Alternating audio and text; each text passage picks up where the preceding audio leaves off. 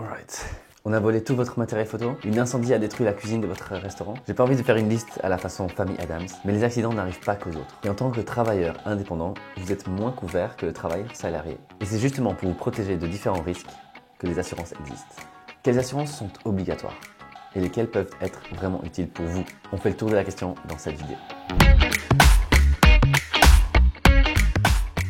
Les assurances obligatoires. Tout dépend de votre secteur d'activité. Si vous vous lancez comme photographe ou vous ouvrez un e-shop pour vendre vos créations en ligne, a priori, aucune assurance n'est obligatoire. Mais voici quelques conditions qui vous aideront à y voir clair. Est-ce que votre profession est réglementée?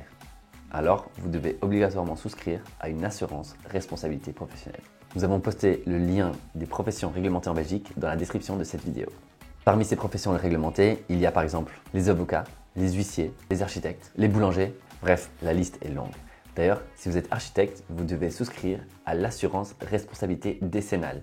Elle est obligatoire pour vous et pour tout autre entrepreneur ou travailleur dans le secteur de la construction lorsque l'intervention d'un architecte est obligatoire. Si vous tenez un établissement ouvert au public, vous devrez souscrire à une assurance responsabilité civile, objective, incendie ou explosion. C'est le cas par exemple si vous tenez un restaurant, un café, une discothèque, un cinéma ou même une salle de sport. Si vous avez du personnel engagé dans votre service, alors vous devez souscrire à une assurance contre les accidents de travail pour le personnel.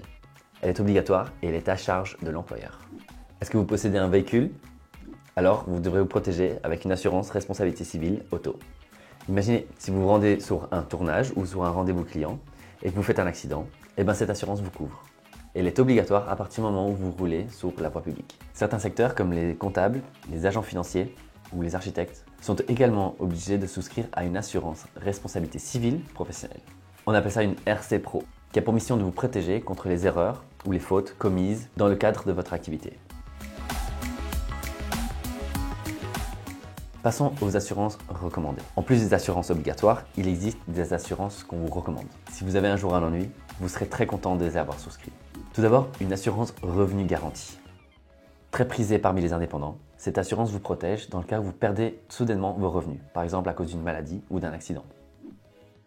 Une assurance hospitalisation, qui couvre vos frais médicaux en cas d'hospitalisation. C'est important parce qu'une couverture mutuelle basique ne couvre pas tous les frais d'hospitalisation, dans l'événement d'un accouchement par exemple. Certaines assurances, comme les assurances tout risque, protègent votre matériel professionnel que vous utilisez dans votre activité. Appareils photo, instruments de musique, matériel informatique, en cas de dégâts des eaux ou de vol par exemple. Une assurance pension ou épargne pension.